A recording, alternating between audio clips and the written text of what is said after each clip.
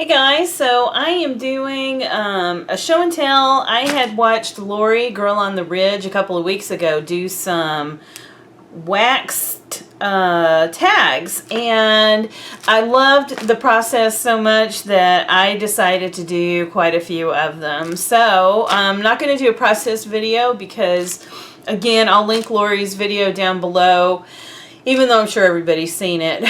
But I'll go ahead and link it down below anyway, and you can follow along with her because she does an awesome job of showing you how to do this. So because she did it, I just wanted to share my take on it and how I wanted to do my tags. I didn't do as rough an edge around as Laurie did, and yeah, I kind of wished I had now, but I did more of a clean cut. I just used my Terra roller. And then I did some stitching around mine. She did not do that in hers, but I wanted to really get the fabric down. I have cheesecloth underneath and burlap, just like she showed with her layering, and I just kind of wanted to reinforce it before I waxed it with stitching. So I took just some old Prima packaging that I had because I love the way they do their packaging, well, back in the day anyway. And you know, they had like a lot of decorative things on the back, you know, facing the front where the product is. So anyway, so that's what I used as the back on a lot of these, and Tim Holtz paper dolls, and then just some words I just threw on here, and then just did a little set an eyelet and have a little whatever sticking out, ribbon, fiber. I kind of used a little bit of everything. So here is my first tag. Here is my second one. And I wound up tearing my eyelet out on this because I was trying to thread this ribbon through it. So I wound up having to just use the tiny attacher, and I stapled it right there. And then I have just a rusty safety pin that I had followed along with another tutorial on rusting a whole bunch of metal, and I love the way that these I keep wanting to say paper clips, and they're not paper clips. Safety pins turned out. So I just put some little teeny tiny beads on them, and just to, you know, just stuck it up there as an added embellishment. So this is what that one looks like. I did a little bit of layering back behind here, but this is part of the background of the Prima packaging. So very cool. And I did like Laurie did, and I ironed on clear wax melts on these. She used yellow, but I used clear on mine. And that's the back. The front, another little safety pin there. I did take Laurie's idea of punching a couple holes and then threading some twine through there, just as an added embellishment. There's this one.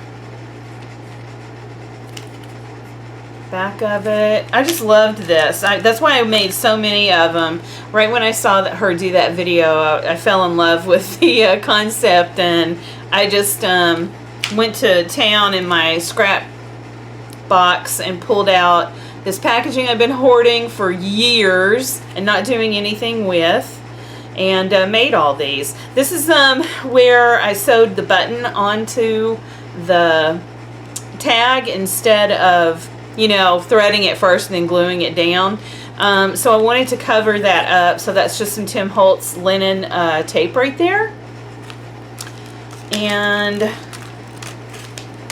this one.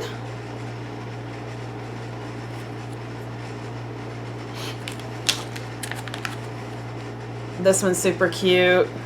Got my little safety pin there. I was going to use garment pins, and then I just decided to use these rusty ones here. This is a lot of the florals that you see here are, I buy florals from so many different places. It's either Tsunami Rose, more than likely it's Tsunami Rose. It could be the Graphics Fairy.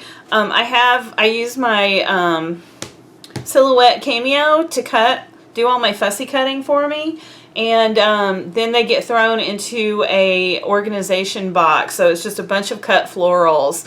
So they all get mixed up, and yeah, but I think this might be Graphics Fairy, maybe? I don't know. Anyway, this was a file folder. So I even had a scrap file folder in my box, and I used that for the back of this one. And I like that I have some masculine themed ones as well. And this one, again with those florals that were cut with my silhouette. And there's the back of that one. And this was a really old piece that I had done, a collaged card, ages ago. And, you know, probably 6-7 years ago. And I'm just now getting around to finally using it. So you can see it a lot in the background here, but most of it is covered up. And I did cover the back with some music paper here. And this one, again, another little masculine themed. Put the buttons on this time. No, I did sew those on because there's the tape covering it up. But again, Prima packaging. I believe there was mechanicals in this packaging. So keep packaging. You can reuse it.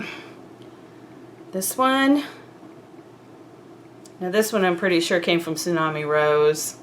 She has a lot of really great florals. And Prima packaging. Another masculine card. And then I did a little bit of cross stitching here on this one. And again, covered it with the Tim Holtz linen tape. Some more cross stitching on this one. All I did is take my pokey tool and just poke the holes in there, and then, whoops, hello. And then, you know, cross stitched it with the needle and embroidery thread. And I didn't tear apart the embroidery thread. I kept all 6 strands together. And the back of that one, this one had a lot. When I first started doing the ironing on the wax, this card got a lot of residue on the back, so I had to cover all that up. And this is a Prima printable from Prima Ledgers, and it's from Snap Click Design, Snap Click Supply. I can't remember. I'll spit it out in a minute. Snap Click Supply. Got it out. Yay. Anyway, this is the Prima Ledgers. There's 2 sets. I have both sets. I don't know which one it's from, but I just tore it down and added it so it could be like a little journal spot, because you weren't going to be able to write on that wax that got stuck to the back of this. So anyway, and I plan on using these in journals. And this other one, and again, Tsunami Rose. I do know that these are Tsunami Rose florals. And Prima packaging. And then my last one here. And then another part of that file folder. Sorry for the glare. I have a new camera set up, and I'm just trying it out. I have finally destashed my craft room to the point where I can actually get some crafting done now. I had gotten so overwhelmed because I had too much stuff. So thank you to everyone who bought my destashes. You really helped me out. Financially and organizationally, because I was able to kind of combine 2 separate rooms that I had for crafting into my main office that I use for my full-time job. So it's great. I have it all here now,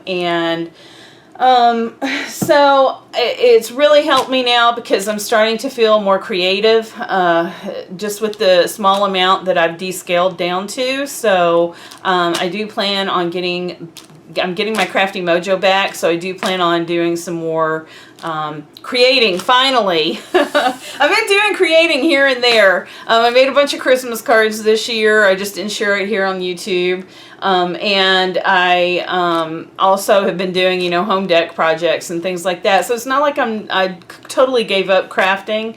It's just, you know, the paper crafts just took a sideline for quite a while. But I really wanted to get back to the basics of where I started out, you know, many years ago with art journaling, altered books, and journal making. So I am going to focus on that from now on and quit going off on all these tangents, because it's hard on YouTube when you see all these, you know, projects that you want to do. And I just saw these beautiful projects being done, the off the page projects, and all the swap projects, and it just got so overwhelming, and I'm just going back to the basics now. So you should start to see some more videos from me.